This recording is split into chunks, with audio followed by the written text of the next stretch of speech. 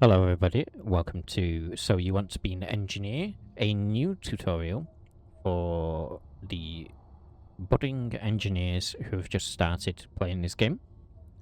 There's a slew of new DLC and new mechanics that have been added to the game, therefore most tutorials are now out of date, and so I thought I would rectify this. The latest tutorials that have been done on YouTube are done by Splitsy and several other people. I will keep Splitsy's tutorial linked in the description down below.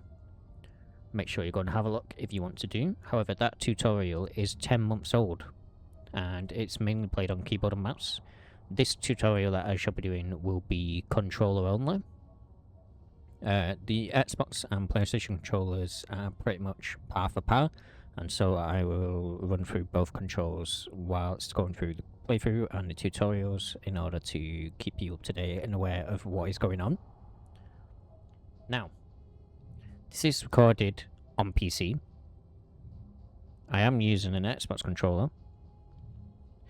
This is mainly done because I've noticed how most tutorials are PC only, and as a long-time player of this game, mainly on Xbox, it has drove me insane searching things up and being unable to figure out what is happening and what I should do on console, mainly due to the keyboard and mouse edition.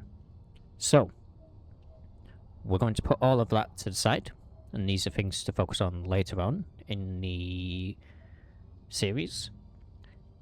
The first thing you want to do is figure out what it is that we need to focus on and keep an eye on, and so that is what will be the focus of this video today. So the first thing you need as being an engineer is to know how to look after yourself. We're going to go through each of the little things that you must focus on, how it affects you, what you can do to manage it, and what you can do in order to survive the harsh world of space engineers. And without further ado, we shall begin. Now, the very first thing you will notice on your left is you have an array of bars and information. These can be a bit confusing at first. With the new mechanics, 2 new bars have been added. I say 2, 1 bar has been added, the other bar has disappeared. It must not be...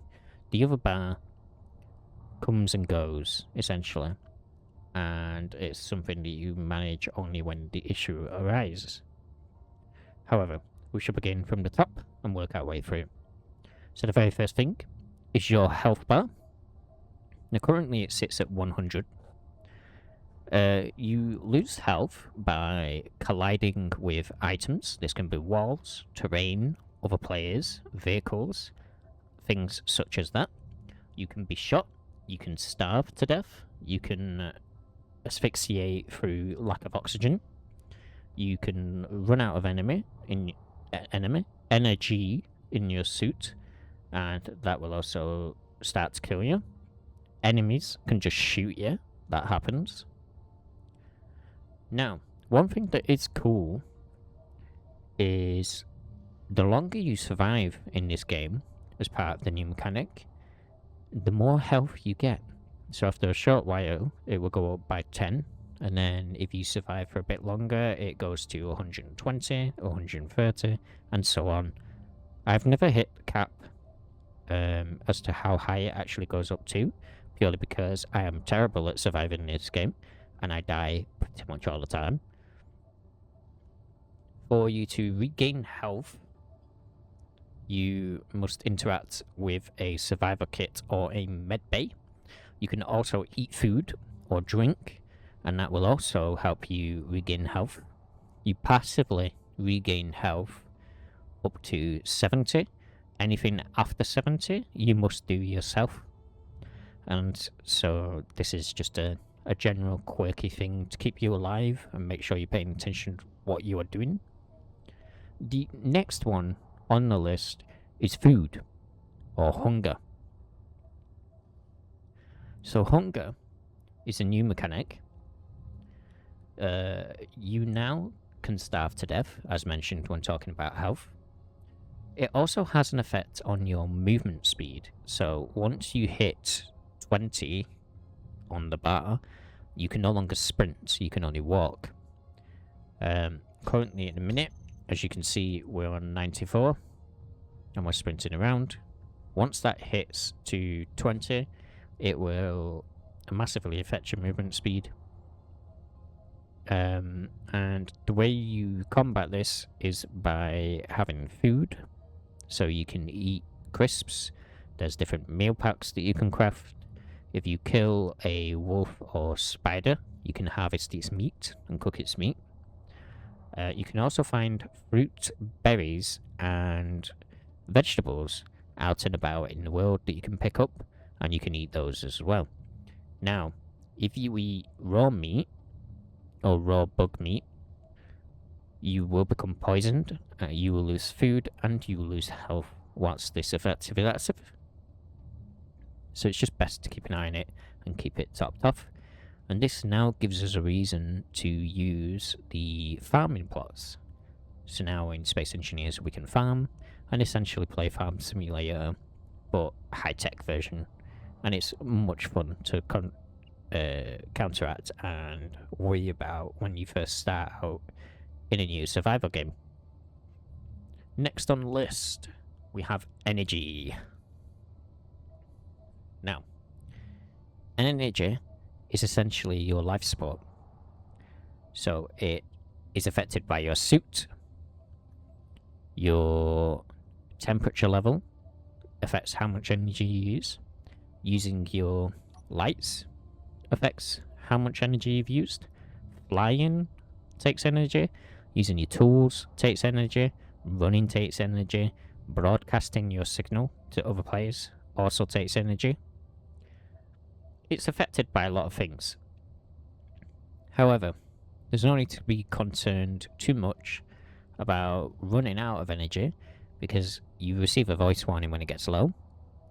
As soon as it's low, you can hop in your vehicle, be it a rover or a ship, and it will automatically recharge so long as the rover or ship has power to do so. It's the same for your base. You will recharge if you hop in a seat or a cryopod or a bed. It hops in that and charges that as well. You can also charge your suit through the medbay or survivor kit. And that's essentially that. It's just a quick recap, something for you to look at and keep an eye on, and it can catch you unawares, so make sure you're paying attention to it. The next one on your list is oxygen. Now, currently we are on a Earth-like planet, so the oxygen is high. We can have our suit open, we can breathe the air normally, and so we do not use oxygen. However, once you move into set locations such as space, or an alien planet, or the moon, or Mars, the oxygen will vary wildly, and so you have to have your suit face down, and you will then use your suit's in supply of oxygen. Once this runs low, you will start to asphyxiate, and you will slowly die of suffocation. It doesn't kill you immediately. It gives you a brief amount of time for you to get to an oxygen machine, to grab a bottle and refill, or hit the medbay or survivor kit. Excuse me. If you jump into a vehicle and it has an O2H2 generator, or a base that has an O2H2 generator, you can use oxygen bottles to refill your supply.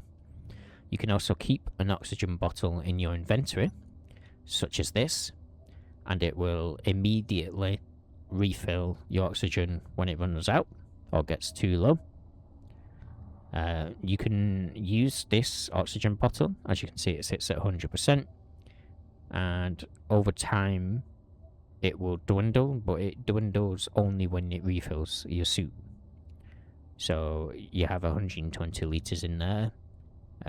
Your first one might take 30 litres as an example, and that will recharge your suit 3 times. However, once the bottle is full, it consumes it entirely.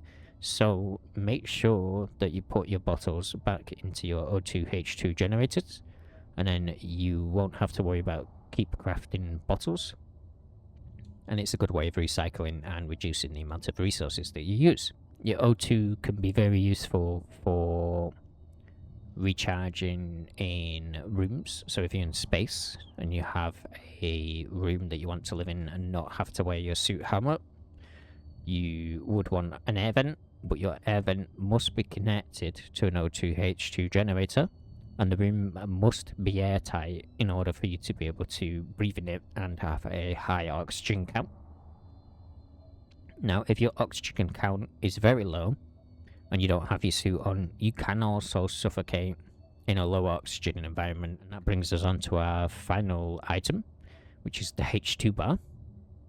Now, your H2 bar is for your jetpack, of which you can fly around, roam, entertain yourself, and do such. Now, your H2 is powered by ice, which is the same as your oxygen. So you also get a H2 bottle, which you would also put in the O2H2 generator in order to refill.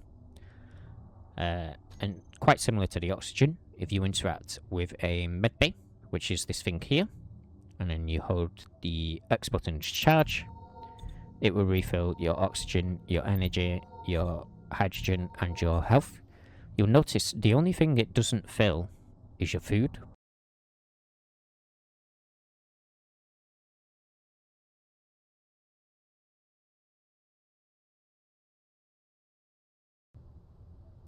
And so far, that is everything that you need to know on Space Engineers as a beginner.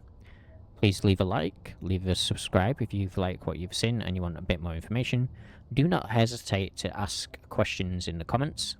I will do my best to answer, and if there's any that you want to be included in a future video, let me know, and I shall do something that targets that and explains it for you. And thank you, and happy engineering!